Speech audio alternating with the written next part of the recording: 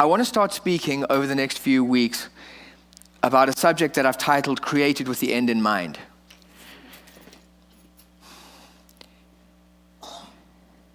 One of the things that I struggle with personally with so much Christianity is that so much stuff that comes off the platform that we hear is all of the stuff about, it's good Christian stuff, but it just eases its way off into like the spiritual ethos somewhere. You know what I mean? It's not practical. It's like, it's a nice concept, it's a good idea, but I have no clue how I'm supposed to take this thing and what I'm supposed to do with it and how am I supposed to walk in it and what is it supposed to do that affects my everyday life. If I have a living, vibrant relationship with God, I'm expecting God to be a part of my everyday living and my everyday encounters. I want to hear what he has to say, and I want to feel his influence in different areas of my life. It's not to say that all those concepts are wrong. They may well be right. But the thing about it is, I find for myself, I'll speak for me, sometimes a lot of that stuff, we write it off because it's kind of like, well, that's spiritual stuff. It happens spiritually. And we're not really necessarily sure of what our responsibility is in that and identifying what role perhaps we need to play in bringing some of God's promises to bear and to bring them to fruition in our lives. We just kind of think that it's all going to happen through osmosis because I'm a Christian and I love God. And it doesn't always work that way. I think that God has a perfect plan. And we have a responsibility to discover God's plan for not only our lives, but how we function within that plan. Because when we step into his function and the way that he begins to operate, we open the door for him to move. So that's very much what I want to speak about over the next few weeks. I'm going to start off today and I'm going to set a foundation for us. But it's going to be something that I'll carry on next week and in the weeks to come. Won't you open your Bibles to Genesis chapter 1? If you want to know what's going on, it's always a good thing to start at the beginning. It's like those people who get a book and they want to read at the end. They want to see, did they live, did they die, did they fall in love, did they live happily ever after? And then they go back to the beginning and they read from there. If you want to know the beginning and the premise, if you want to know what the intention is, go to the beginnings. So let's go to Genesis chapter 1. Verse 27 and 28, so God created man in his own image. In the image of God created he him. Male and female created he them. Okay, let's say this together. And God blessed them.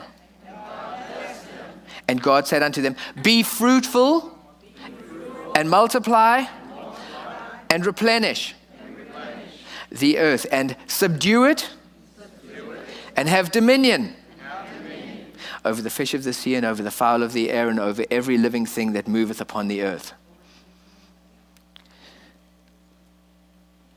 I want to speak to you this morning about something which is part of the bigger series called The Blueprint to Purpose. The Blueprint to Purpose. So we start off in Genesis and God is busy doing his thing. God is busy in the midst of creation, and God is sitting there and he's saying, fine, now what I'm going to do is I'm going to create a perfect world, a perfect environment, a perfect domain into which I'm going to birth something called people. And he has a look at it and he says, you know what I'm going to do? I'm going to put in place fantastic ecosystems. So he has a look, and part of that ecosystem means that he needs to make sure that he has land that's available, and he needs to make sure that there are animals that run on that land, and he needs to make sure that there are birds in the sky, and he needs to make sure that there's water, because water needs to evaporate because the wind gets over, and then it rains, and then he creates an ecosystem. And he looks at the ecosystem, and everything that goes into God's ecosystem goes in there because it has purpose. It's not some random addendum. It's not some random addition that he just kind of throws in there and goes, that looks nice. It goes in because everything has purpose. Everything is interrelated. Everything works together in terms of his ecosystem. And God says, you know what? I'm going to create living things. And I'll tell you what I'm going to do. I'm going to give living things a life cycle. And this is how it's going to be when it comes into being. And this is how flowers are going to come about. And this is how trees are going to come about. And this is how people, and this is how animals, and this is how birds. These are things, and you know what? They're going to carry on through life. And as they go through life, what's going to happen is they're equipped to handle this, and they're going to, until they get to the point where they come to the end of their life cycle. And what happens at the end? They go back into the ecosystem. And I'll tell you what else I'm going to do. I'm going to create galaxies. I'm going to put galaxies all over the place. And not only that, I'm going to create an incredibly special galaxy called the Milky Way. And I'm going to put at the center of that thing something called the sun. And moving around the sun is going to be something called Earth, which is the only place that really has water on it and has growing and living things on it. And what I'm going to do is I'm going to put this system in place, and what I'm going to do is I'm going to get the whole solar system to revolve around the central point called the sun. So what we're going to do is we're going to put in place something called seasons. And seasons are going to happen. And things will start in spring, carry through summer, into fall, and into... What's the point? The point is God had purpose in the way that he did everything. There was nothing haphazard in design. When God did things, he had a look at it, and there's one thing that God has, which isn't, well, there are a few things, but one of the big advantages that God has that nobody else has is the fact that God is the Alpha and the Omega. He is the beginning and the end. Do you know what that means? It means that God is not a person who has to get caught up in experimentation. When he created something, he knew the end from the beginning. And when he designed it and when he created it perfectly to function exactly as it should function, because he knew what it was supposed to be. We were created with design. Everything that God created was created with design. So when it came to man, he had a look at man and he said, fine, now we have ecosystems and we have a fantastic world here and we have a great place in which I'm going to put man. And what I'm going to do is I'm going to create man with design. I know what I want him to do. And so do you, because you just read it. I want him to be fruitful and to multiply and to replenish the earth. Not only that, but I want him to subdue the earth and have dominion. He created him with purpose. If you create something with purpose, you know what the end result is, and you create it in order to achieve the purpose that it's designed to fulfill. So he created man, and he put him inside the garden. The amazing thing about God is, every single element and every aspect that forms part of his creation serves a specific function and operates collectively and uniformly so that it works the way that God designed. Have a look at a flower. A flower germinates and it has a root that comes down, and the root gets nutrients and water from the ground. And it gives everything necessary in order for that little shoot to begin to grow and to move up. And what ends up happening is that the leaves are filled with something called chlorophyll. And what it does is it allows the plant to photosynthesize, which means it can grow and it can take in carbon dioxide and it releases oxygen, because God knows we as people need the stuff to breathe. And so he filled the planet with it. And when it got big, he said, you know what I think we're going to do? We need to make sure that these things are able to be fruitful and multiply. So what he said is, let's give them beautiful flowers. So what it'll do is it'll attract bees. And when bees land on there, pollen will get on and then pollen will go. If you've ever watched the story of bees, there's the short and the gist of it. What's the point?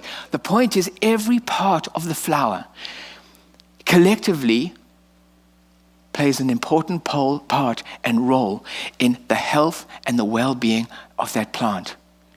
All of it works together cohesively so that it functions the way that God intended it to function. Do you know that when God created you, he created you the same way?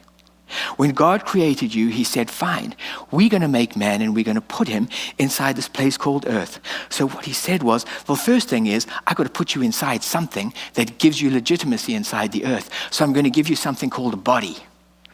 And he takes us and he creates a body. And what does he do? He takes and he says, I want you to be a person who has the capacity and the capability to be able to relate to me. I want you to have the same life on the inside of you that I have in me. So what I'm going to do is I'm going to give you something called a spirit so that you and I can commune. We can be one. You have the potential to have the life of God on the inside of you.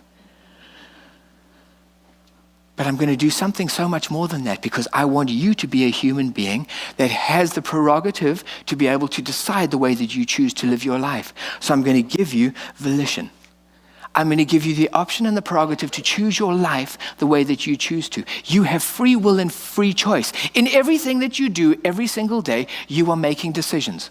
How do I act? How do I behave? What do I decide to do in this situation? What should my future look like? Who should I marry? I'm making decisions all the time. God says, I also want you to be somebody who's able to experience the fullness of life and to experience the fullness of the place in which I've put you. So what I'm going to do is I'm going to invest in you something called emotions. So you can feel what it is to be a person who is truly alive. So you can feel love. So you can feel empathy. So that you can connect.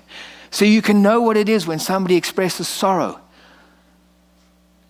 I want you to be alive as an individual. But I also want you to have the capability and the capacity to be able to reason, to be able to have a look at life and to take the different inputs and separate ideas and to be able to synthesize them through your intellectual capabilities and to be able to sit and say, fine, I understand this, and the way that I see it is I should be moving in this direction. Because of what I see and what I think, I speak about this. All of us are imbued with a whole bunch of separate elements which cohesively, actively work to make us human beings and who we are. The challenge that we have is this. When God created Adam, he created Adam in a perfect world.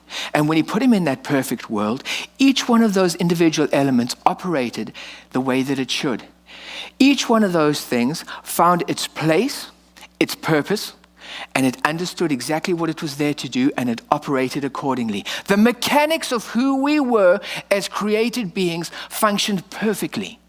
And because the mechanics functioned perfectly, it put us in a place where we were able to realize the fullness of what God had instructed us to do. When he said, I want you to be people who bear fruit, who exercise authority, and as a result of that, you will be blessed, we were able to do it. Why? Because we understood who we were, we understood our components, we understood their life, we understood their function, we understood their purpose, we understood the roles and responsibilities, and everything functioned harmoniously the way that God created it to function.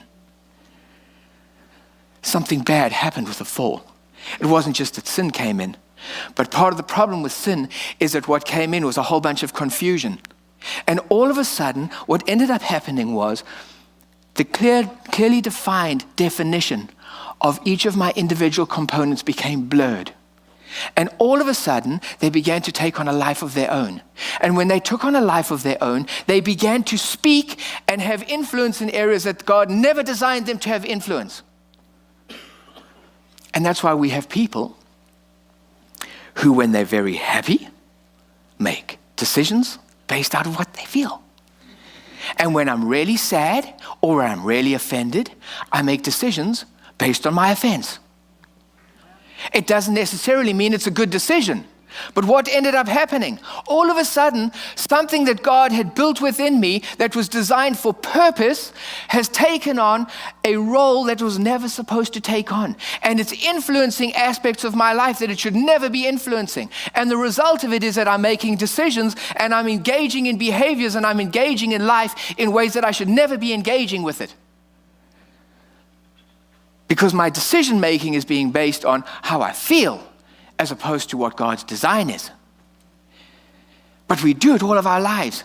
And very often the result of it is that we step into dimensions of experience that we can't easily extricate ourselves from. Ooh, I just love that guy. Have you seen him on his Harley Davidson? His leather jacket? He's just so hot. In fact, not only is he so hot, he's really cool. And then I can't decide whether he's hot or he's cool. He's just both. All I know is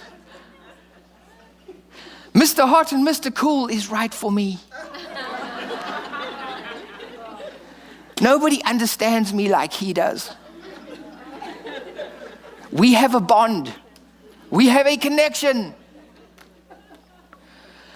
And so me and Mr. Hot and Mr. Cool get married. And Mr. Cool is still Mr. Cool out with his friends, drinking with his buddies regularly through the week, Haven't got time to go home. I'm Mr. Ghoul. And Mr. Hot is still Mr. Hot with eyes that have a look at a lot of things he shouldn't be looking at.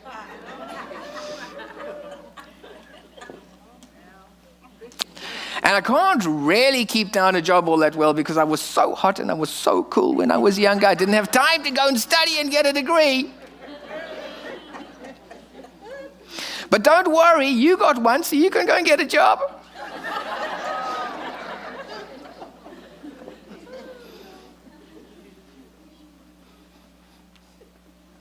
What happens?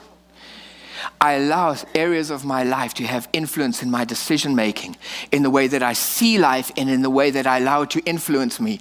And it's out of God's order. And what I end up doing is I end up making decisions for my life that are out of God's order. It feels so good. It looks so right. My flesh loves it. My emotions are related. My spirit is saying, biggest mistake of your life. And I'm stuck with it. And then I go running to God. God, fix my problems.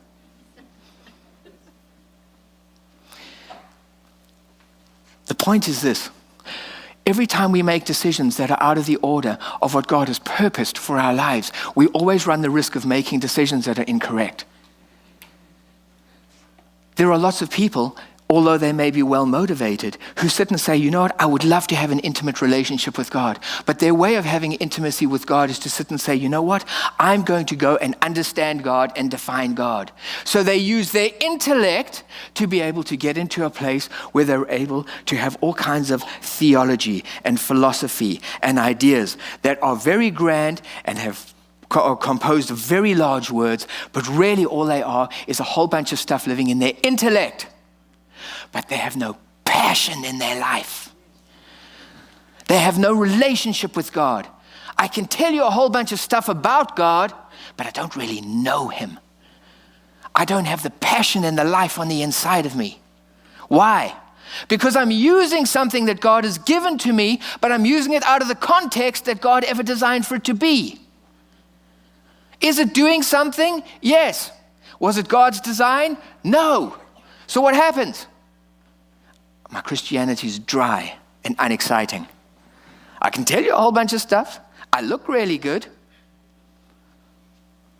But the mechanics are not working the way that it should. Sometimes I think what happens in our lives is we don't really understand why we end up in the situations we do. We don't understand why we keep making the same mistakes. We don't understand why things are the kind of challenge that they are. It's not because God is not there. It's not because God's not interested. It's not because God hasn't got a plan and a purpose for us. It's because the mechanics are out of whack. I'm allowing things in my life and aspects that basically constitute who I am and who he's designed me to be, to perform roles that God never intended them to perform.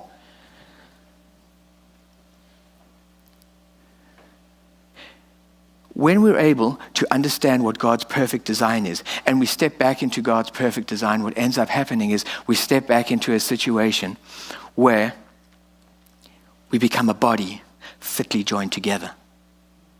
You know, it speaks about, I know in the Bible it speaks about the body of Christ being fitly joined together. It's the same principle. What it's saying is this. It's saying in the body of Christ there are individual functions. And if everything finds its function, if everything finds its purpose in what it was designed to do, and if those people come together and they operate collectively and cohesively in the purpose that God put them in there for, what ends up happening is that the body prospers. What he's saying is our bodies need to get to a place where our bodies and who we are is jointly fit together. God is looking for us to be jointly fit together, where we understand the separate components of who we are. We understand what they're all about. We understand why God put them there. We understand where the parameters are, and we leave them in those spaces, because when we're a body fitly joined together, we put ourselves in a place where we step into potential. We can't always realize what God has for our life because the mechanics are messing it up. When I fix the mechanics, all of a sudden I can get to a place where God can begin to do some stuff, and I can begin to realize the potential that he's established for me.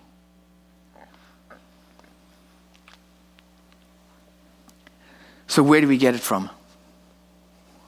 There's only one way to discover your purpose and the individual purposes of the components that are part of who you are. And that's by getting to a place where you're in relationship with the author. Unless you get back to the author, what you're going to do is you're going to get a whole bunch of people who've got a whole bunch of opinions. Opinions come from one place, what I understand.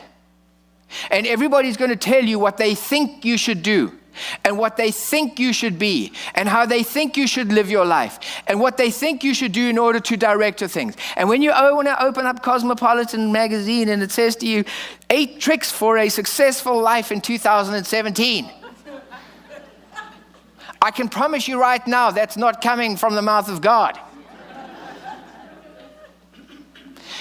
Make your relationship happy. Be successful at work. Everybody knows this stuff. It's not that people don't want that. The question is, how do I get there? I get there by understanding what God's purpose for me is and putting those things in function and putting them in their correct order and stepping into a place where who I am is fitly joined together.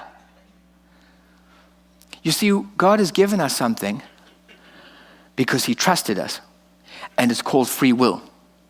And so when we're in relationship with God, what he says to us is this: I want you to get to a place where you're going to make a decision about what you believe.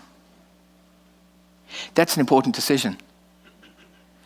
Because people are pegging their decisions all over the place. People are pegging their decisions on the fact that, you know what? God has done everything. Everything's done for us. And all we have to do is we just rock up and God just blesses us with everything. Everybody's saved. They just don't know it. Really? You sure about that? We're just so happy for what Jesus did. You know, he eked out our salvation. And I'm so glad that I'm born again. But you know what? That's about it. When I get to heaven one day, everything will be different. Is that where you're going to peg your choice? Because where you choose to position yourself is what you choose to believe. And what you choose to believe becomes your reality. And you will become an expression and a representation of what you believe. Just because you believe something, though, doesn't mean that it's right. There are plenty of people who have a lot of belief systems, and if you ask them, they will tell you, I believe it, but it's not based on truth. Why is it important? Because it says, you will know the truth, and the truth will set you free. There's only one thing that sets you free, and that's truth. And unless you base your belief system on truth, what you end up doing is you believe something that'll keep you caught up in a lie. It'll keep you caught up and trapped, and you will never get out of it, because fundamentally it's what I believe. What I believe becomes an expression of what I'm in unity with. And what I'm in unity with, I come into relationship with, and I give expression to that in my life. That's what it's about. Your beliefs are really important. Truth is really important. We live in a day and age right now where there is an attack against truth because there are no objective things. Everything's subjective. Truth is what you would like to make it. It's a dangerous proposition because what it's saying to you is that you can choose how you wish to live your life. Well, in essence, that is true. But what it doesn't tell you is the whole fact that unless you base your belief system on truth, you will never be free. There are plenty of people who believe certain things about themselves. Just because you believe it doesn't mean that it's correct. But you live out of that. God always invites us to step into truth, because when we base our beliefs on truth, it opens up opportunities for us to step into freedom. So God says when he creates man, he says to him, I want you to be fruitful and multiply and replenish. And I want you to subdue and have dominion. In essence, what God is talking about is this. if you look at it in context, what God is saying is, I'm creating you as a being in which I have put my life and my nature and my spirit. And he says, I am putting you inside a domain called the earth, and I'm giving you the right to rule that kingdom. That's what he was saying. What he was saying to them was this: that's my intention for you. And the way that you're going to do this is twofold. Number one, you're going to be fruitful. Secondly, you need to be someone who exercises authority. There are two things that are really important. What he's saying is, if you get those two things and you operate in those two things, you'll get to the place where you find your life blessed. Why are they important? We were designed to bear fruit. We were designed as people, as fruit bearers. That's what we designed as. So what ends up happening is, in God's true design, his intention is that the very life of God, the very light of who he is and the power of who he is that is resident in our spirit should be something that infuses every part of who we are. And it should transform the way that we operate and the way that we integrate and the way that we influence life. What he wants to do is this: you have decision-making abilities and capabilities for a reason. What he's saying is, I'm looking for those things to be infused by the life and the wisdom that comes from the Spirit on the inside of you. What he's saying is, I'm looking for your ability to think about things, your ability to rationalize, your ability to reason, your ability to intellectualize. I'm looking for those things to be so infused by the life and the wisdom that's on the inside of you that Christians make better decisions than anybody else. People are surprised at the wisdom that comes out of them. Why? Because it's not an expression of me. It's a result of the fruit that's being produced on the inside of me that's touching the very parts of me that God has created, and they're operating in harmony. Yeah. And people are surprised. Where did that come from? We should be people who are creative. We should be people who are visionary. It should be all inspired from the very life that's on the inside of us. Because if we're operating as God designed us to function, what will happen is that those capabilities and the purpose that was put into us suddenly is ignited. And when it's engaged with the life that's on the inside of me, suddenly it starts to produce fruit that gives evidence of the nature that's on the inside of me. In a very practical sense, in the way that we live everyday life, the way that we see things, the way that we think about things, the solutions that we come up with for everyday life, the words that we speak into our life situations and into the environment around about us and into the people in our lives, all of those things should be infused with the life that's on the inside of us. They should be informed by it. They don't happen haphazardly. God's design is that we be fruit bearers.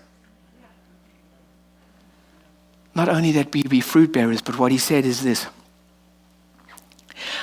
I'm going to give you something that you're going to need, and it's called authority. And the reason that you need that is because there are going to be times in your life where God has called you to do certain things, and you're going to be heading in a direction, and you're going to come up against opposition.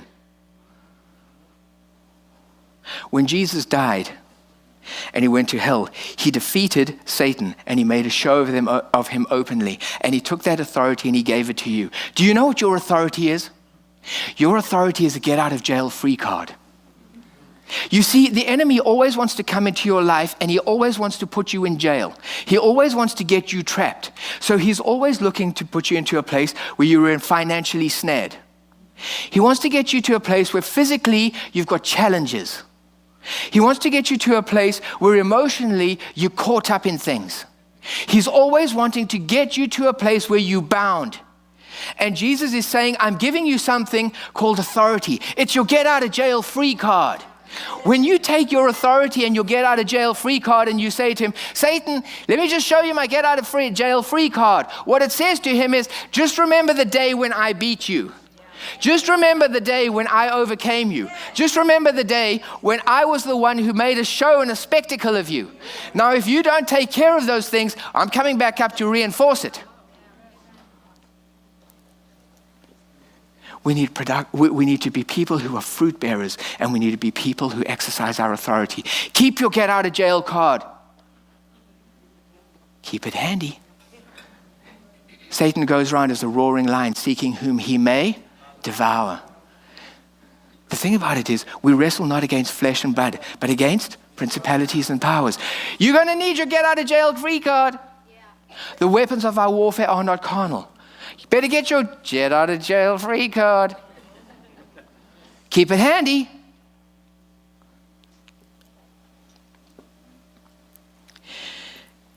When God created us, and he put the individual components to who we were, and he got them functioning in who we are, when we begin to discover who that is and what that's all about, it opens up opportunities for us to step into purpose like we've never known it before.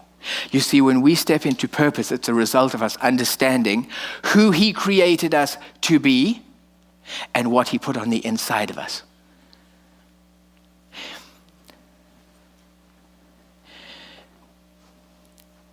Purpose is a function of destiny. Let me think of a better way to say this. We walk out our purpose. You walk out your purpose. So what happens is, when God says to you, you know what I want you to do? I want you to go and I want you to do this, whatever he might tell you to do. The thing about it is, what he's saying to you is, I am wanting for you to go and produce fruit in that area of your life. And as you begin to move in that direction and you begin to do what he asks you to do, what ends up happening is he honors his word, and the power that's resident on the inside of you through your spirit comes through, and it makes things happen in your life in that particular instance. The challenge that we have is, the reason that our purpose and our destiny work together is because our destiny is all about who he's called us to be. But if you don't know who you are, you will always succumb to the question, hath he said?